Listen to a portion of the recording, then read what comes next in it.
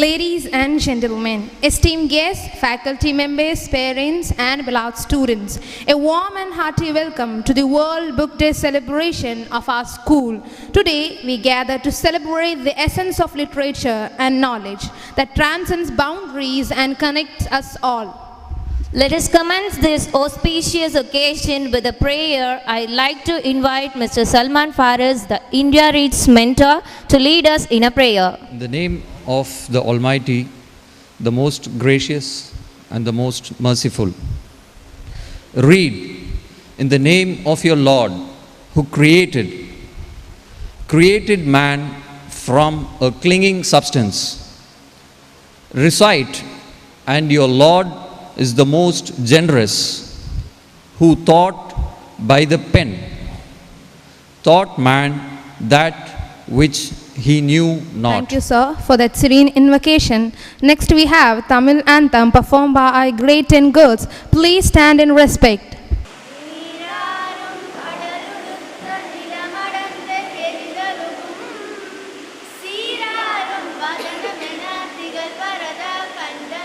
I would like to invite our esteemed principal to deliver the welcome address. In the name of the Almighty, the most benevolent and the most beneficent. May His peace and blessings be upon all of us. It's my honor to welcome this great August gathering. I welcome Mr. Mujib, Public Librarian of Kailpatnam Library. I welcome you, sir. At least once a week, students, please go to the library. Today you will be taken for a rally. You will know where the library is.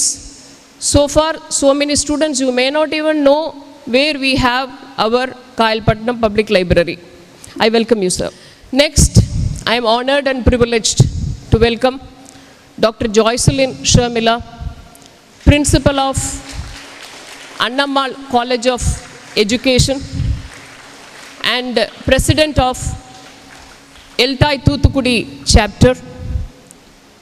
We are very good academic friends from the year 2012 through the English Language Teachers Association of India. And I am very glad to welcome two teachers who have accompanied Taika School students. Welcome you, ma'am. About this World Book Day, actually the International Children's Book Day should be celebrated on the 2nd of April and the World Book Day should be celebrated on 23rd of April. We are celebrating between, as we have children as well as adult. The World Book Day, it signifies the birth and death date of the great dramatist Shakespeare. And on this day, before that, I should pass on my credit to the Eltai India Reads movement. Whatever we have been doing, we have prepared a manual, and when you see the agenda and these arrangements, everything, it is a prototype of Eltai, not of the principal or the WPS. It is a prototype of Eltai. They from there guided us how to do this.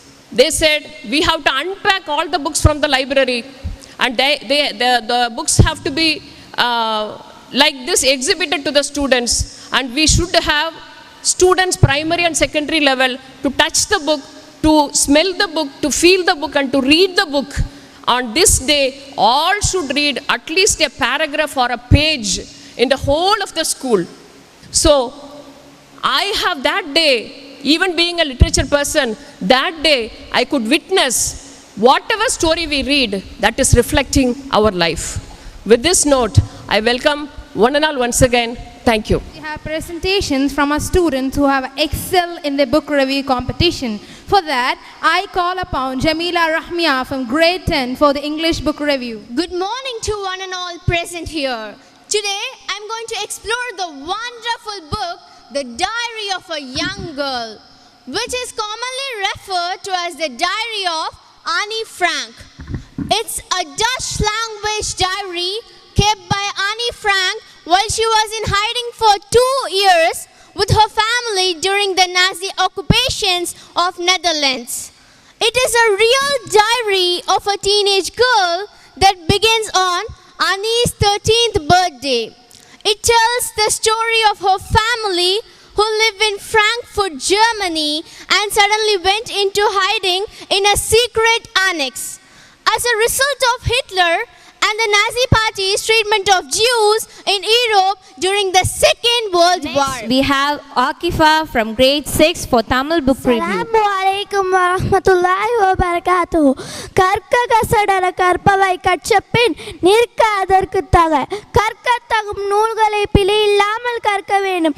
அவ்வாறு கற்ற பிறகு கற்ற கல்விக்கு ஏற்ப நல்ல வழிகளில் வாழ வேண்டும் என்ற திருவள்ளுவரின் கூற்றுக்கு ஏற்ப ஒவ்வொரு மனிதனின் சிறந்த தோழனாக புத்தகம் இருந்து விட்டாலே போதும். ஆம், இந்த புத்தகங்களையும் அதன் எழுத்தாளர்களையும் கொண்டாடும் ஒவ்வொரு ஆண்டும் ஏப்ரல் 23ஆம் நாள் யுனெஸ்கோ சார்பில் சர்வதேச புத்தக தினமாக கொண்டாடப்படுகிறது. நம் பள்ளியிலும் புத்தக தினத்தை கொண்டாடும் வகையில் ஏற்படுத்தப்பட்டுள்ள இப்போட்டியில் நானும் கலந்து கொண்டதில் சற்றே பெருமிதம் கொள்கிறேன்.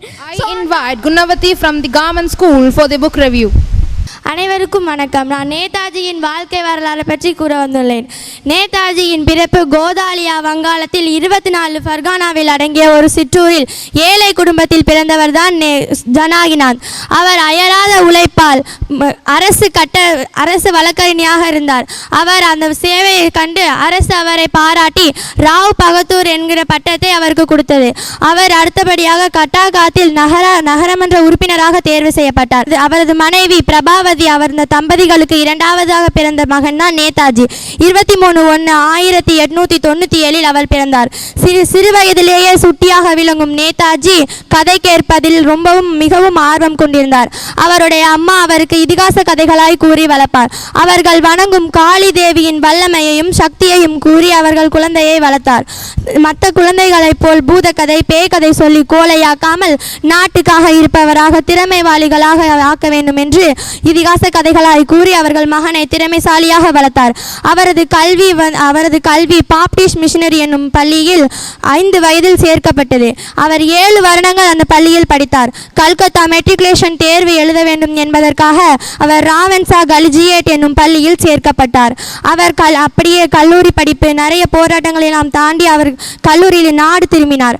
நாடு திரும்பும் போது இந்தியா ஆங்கிலேயருக்கு அடிபட்டிருந்தது. அதனால் இந்த நம் நாட்டை எப்படியாவது காப்பாற்றி சுதந்திர காத்தை சுவாசிக்க வைக்கும் என்று வேண்டும் என்று அவர் எண்ணினார். Now let's hear from our chief guest Mr. Mujib, the branch librarian from the Government Public Library, Kailpatnam, as he shares his insights with us. Assalamu alaikum wa rahmatullahi wa barakatuhu. இது ஒரு அருமையான விழா. நான் எங்கேயும் இந்த மாதிரி பார்த்ததில்லை. ஆக்சுவலாக வேர்ல்டு புக் டே உலக புத்தக தின விழா அதனுடைய செலிப்ரேஷன் காரணத்தை மேடம் சொல்லிட்டாங்க. ஷேக்ஸ்பியருடைய பர்த்டே அந்த டெத்து. இதில் முக்கியமானது என்னென்னா நம்ம இந்த விஸ்டம் ஸ்கூல் ஸ்டூடெண்ட்ஸோட இந்த நம்ம கவர்மெண்ட் ஸ்கூல் தைக்கா ஸ்கூல் ஸ்டூடெண்ட்ஸையும் ஒன்றா மிங்கிள் பண்ண வச்சு அவங்களையும் ஒரே நீரோடையிலேயே ஓட வைக்கிற மாதிரி உள்ள ஒரு நிகழ்வு இது உண்மையிலேயே ஒரு சிறப்பான ஒரு நிகழ்வு. முக்கியமாக இது புத்தகம் யாரையும் உயர்த்தவும் இல்லை தாழ்த்தவும் இல்லை அப்படிங்கிற ஒரு சமூக நீதியை போதிக்கிறது. அதை இது காட்டுது. புத்தகம் வாசிக்கிறதுனால ஒரே ஒரு நன்மையை மட்டும் நான் சொல்லிடுறேன். அந்த வாசிக்கும்போது புத்தகங்கள் வாசிக்கும்போது உள்ள மனநிலை அது ஒரு வேறு லெவலில் உள்ளது. புத்தகம் வாசிக்கிற பழக்கம் இருந்ததுன்னா உங்களுக்கு ஒரு மனநிலை இருக்கும். அது என்ன மனநிலைன்னா எப்போவுமே ஒரு மாரல் சப்போர்ட் நம்மளுக்கு உள்ளே இருக்கிற மாதிரி ஒரு ஃபீலிங் வரும். அந்த ஒரு மாரல் சப்போர்ட் ஒரு செல்ஃப் கான்ஃபிடென்ட்டாக என்ன செய்யும் இந்த புத்தகம் வாசிக்கிற அந்த மனநிலை நம்மளுக்கு தரும்.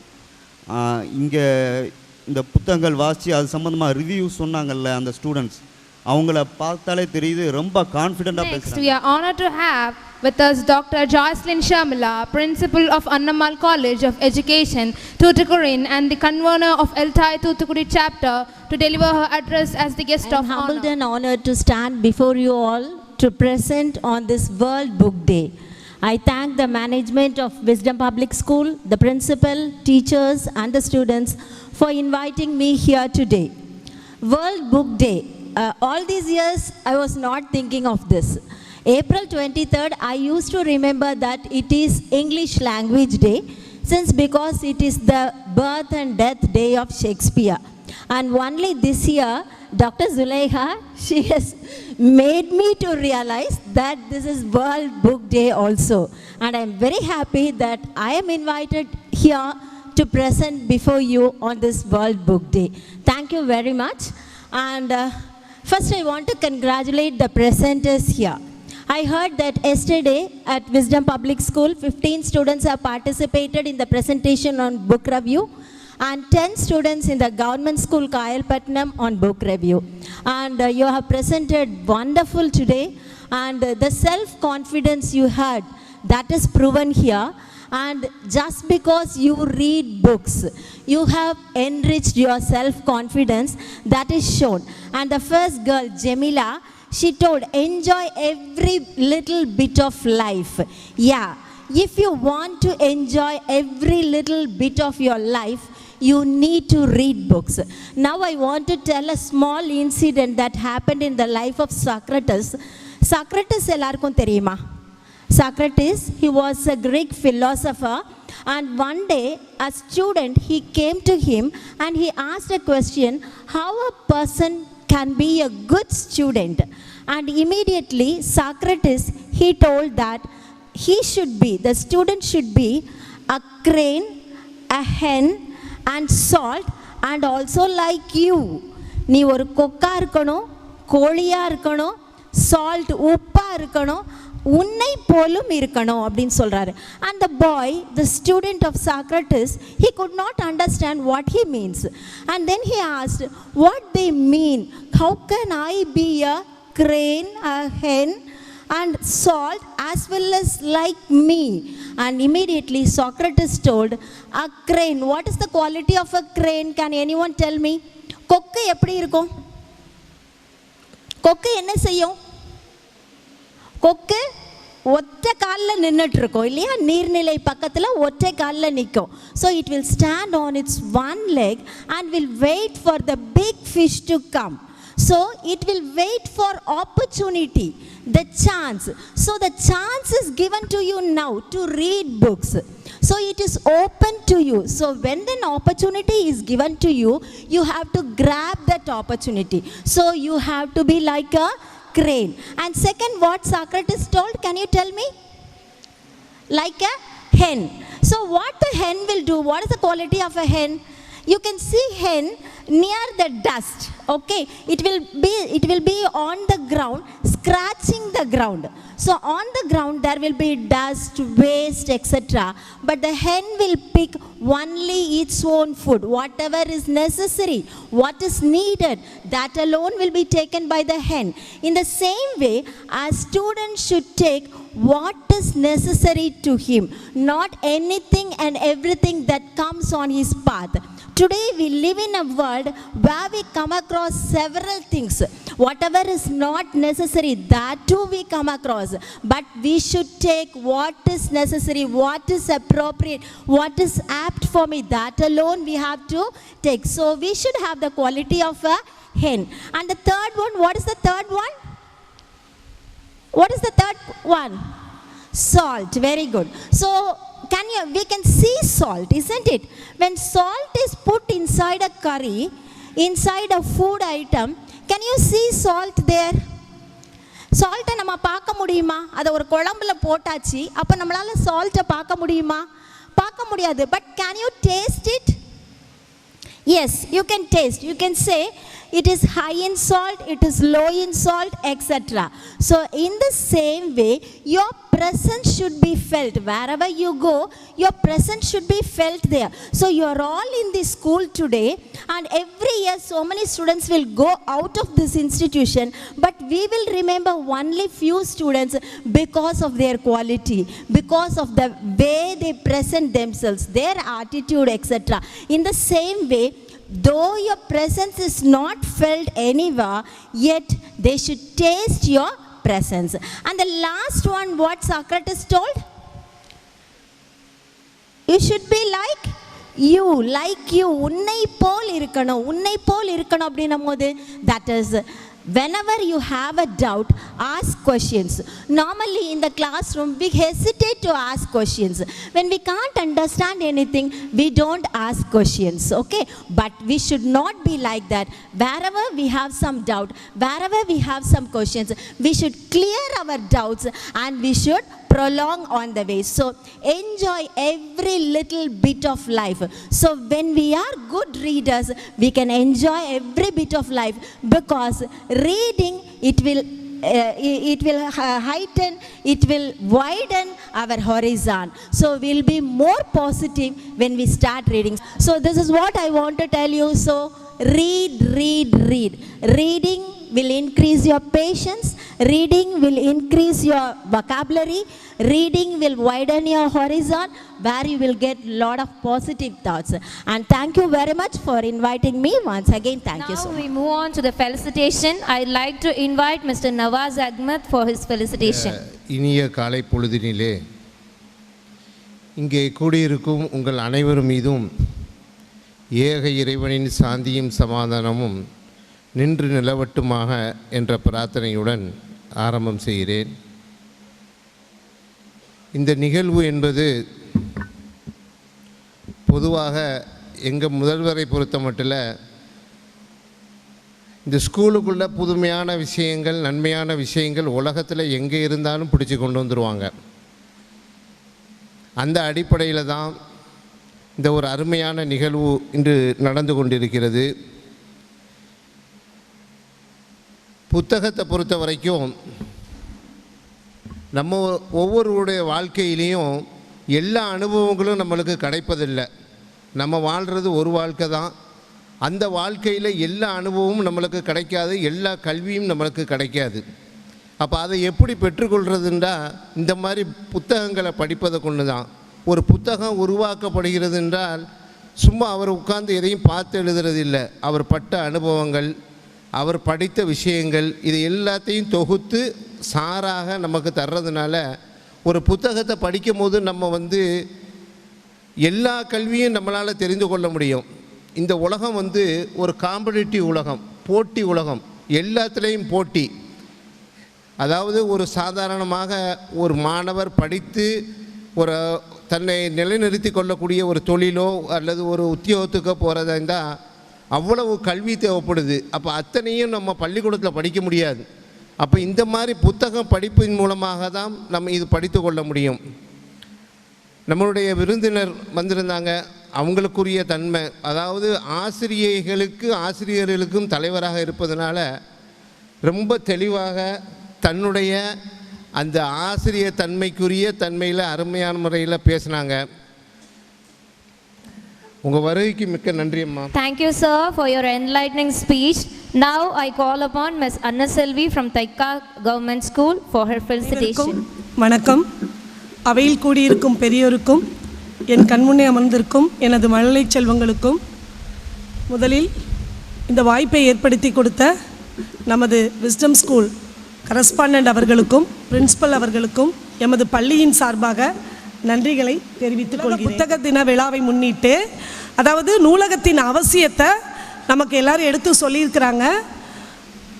இன்றைக்கி நீங்கள் முடிவு பண்ணிக்கணும், இனிமே டெய்லி நாம் ஒரு புக்கில் ஒரு பேஜ் இல்லாட்டி ஒரு பேராகிராஃப் நம்ம கண்டிப்பாக என்ன செய்யணும், புத்தகங்களை படிக்கணும்.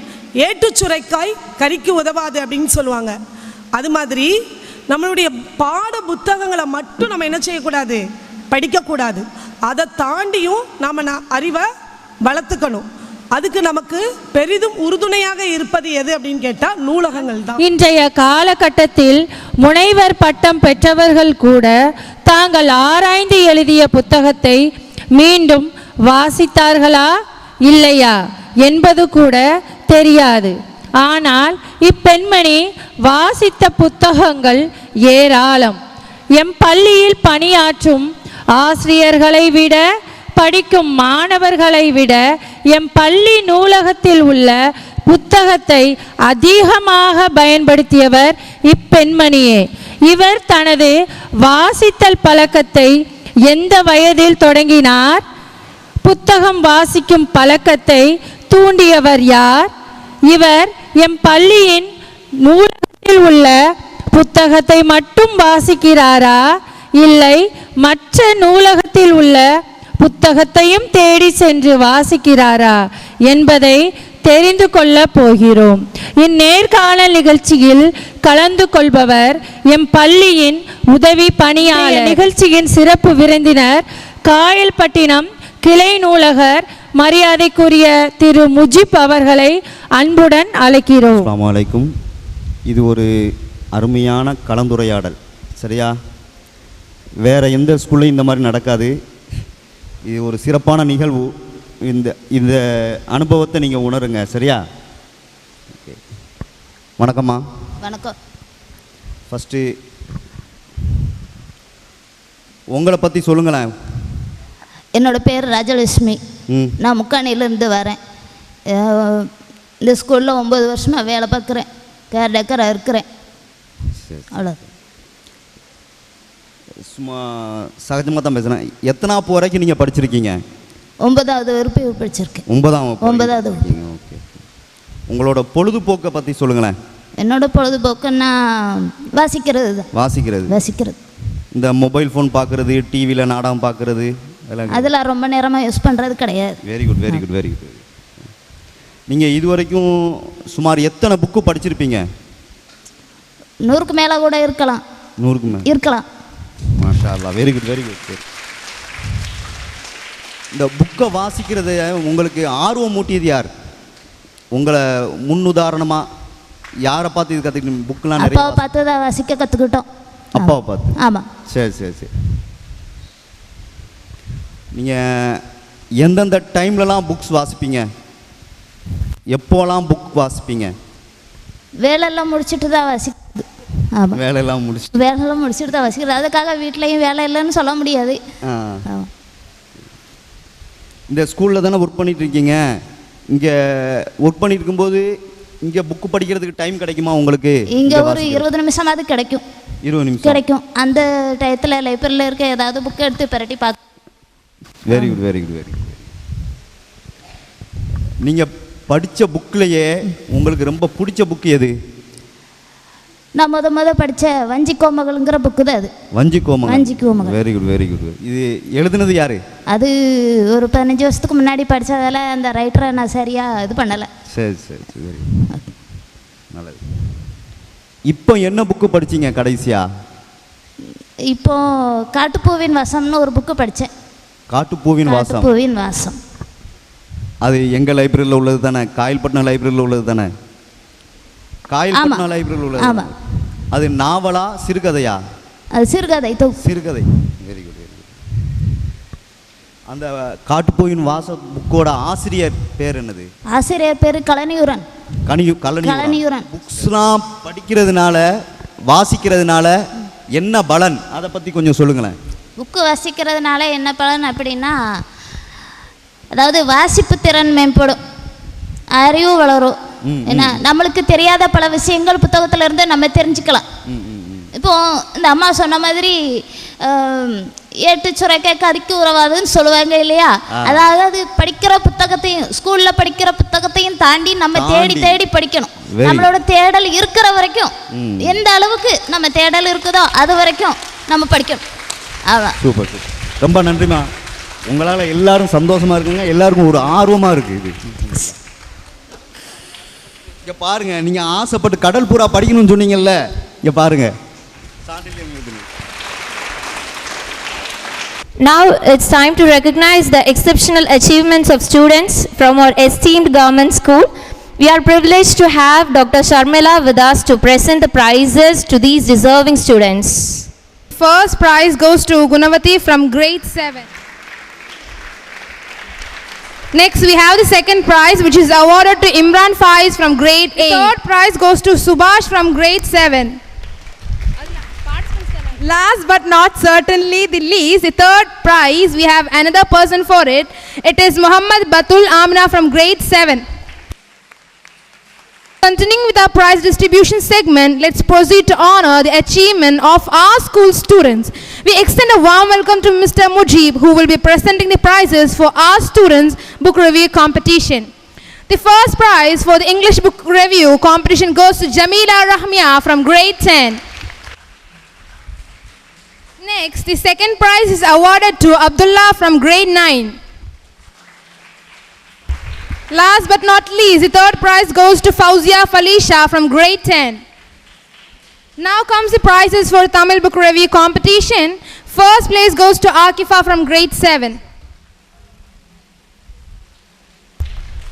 Second prize goes to Amna Lafisa from grade 8.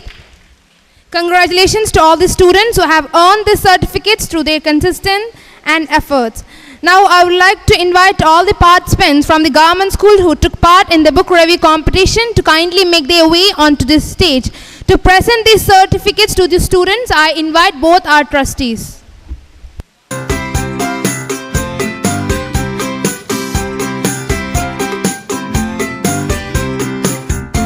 Our esteemed librarian to deliver the vote of thanks. மந்தமுமான இறைவன் தாள் பணிகின்றேன். Ladies and gentlemen, esteemed faculty and beloved students, I would like to extend my heartfelt gratitude to each and every one of you for making today a memorable and enriching experience. As we conclude our World Book Day celebrations, I call grade 10 girls for the national anthem, and let's stand together for it. Jana Gana Mana Adinayaka Jaya Hai Bharat Bhagya Vidata Punjab Sindh Gujarat Maratha Dravida Utkala Banga.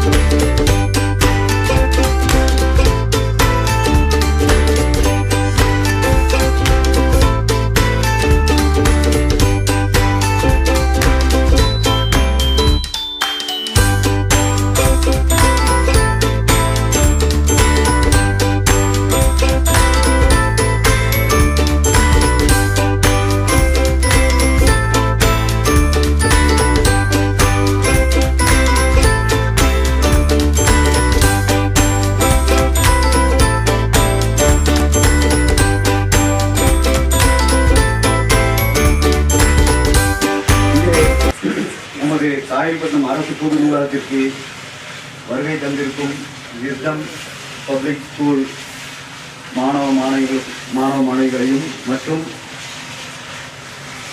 நகராட்சி நடுநிலைப்பள்ளி தெற்காத்திரு மாணவ மாணவிகளையும் அவர்களுடன் வந்திருக்கக்கூடிய நிர்வாகிகள் அனைவரையும் வருக வருக என்ற வரவேற்கிறேன். இப்போது அந்த புக் ரிவ்யூவில் 2ஆம் பரிசு பெற்ற மாணவர்கள் அவங்க தாம் படித்த புத்தகத்தை பற்றி உங்ககிட்ட சிறிது உரையாடுவார்கள். அனைவருக்கும் வணக்கம். என் பெயர் இம்ரான் ஃபாயிஸ். நான் தெற்காத்திரு காயல்பட்டின நடுநிலை பள்ளியில் இருந்து வந்திருக்கிறேன். இன்று நான் இந்த புத்தகத்திலிருந்து எடுத்து படித்த விக்ரமாதித்தன் கதைகள் என்ற நூலை பற்றி கூற உள்ளேன்.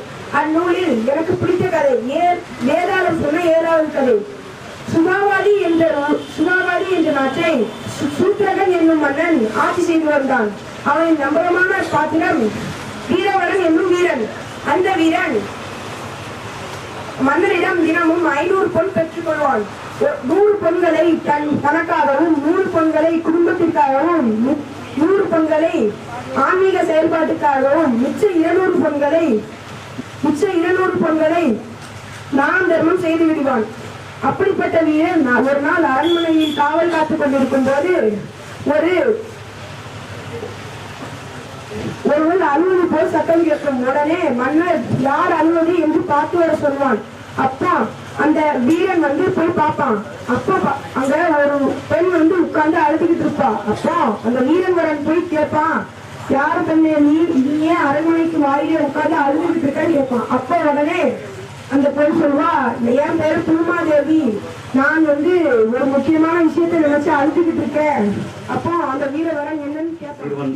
அழகான ஒரு கதையை நல்ல நிதானமாக நிறுத்தி யோசித்து தெளிவான முறையில் சொன்னான். அவனுக்கு பாராட்டுகள். அடுத்ததாக 7ஆம் வகுப்பு மாணவி நகராட்சி நடுநிலைப்பள்ளி தெற்காத்திரு முகமது பத்துல் ஆமினா. என் பெயர் முகமது பத்துல் ஆமினா. நான் 7ஆம் வகுப்பு படிக்கிறேன். நகராட்சி நடுநிலை தெற்காத்திரு காயல்பட்டியில். நான் தந்திரமிக்க நகைச்சுவை கதையிலிருந்து தவளையின் தவம். ஒரு தவளை பெரிய உயரமான பாறையில ஒரு தவளை தவழ்ந்து இருந்துச்சான். அப்போ ஒரு காக்கா கேட்டுச்சா, நீ எதுக்கு தவளை இருக்கிறேன்னு கேட்டுச்சான். நான் ஒட்டகச்சீனி மாதிரி உயரமா ஆகணும், அதுக்குதான் நான் தவளை இருக்கிறேன்னு நினைச்சான். இது சொல்லிட்டு நீ அடுத்தவங்க மாதிரி அவனும் ஆசைப்படன்னு நினைச்சான். தவளை சொல்லிட்டா தவளை சொல்லிச்சா, நீ அடுத்தவங்க நீ எனக்கு ஆதரவு சொல்ல தேவையில்ல, நீ கிளம்பு சொல்லி காக்காவை பற்றி விட்டான். கொஞ்ச நாள் கழிச்சு காக்கா படிச்சா. அந்த உயரமான கல் தவறுந்துச்சு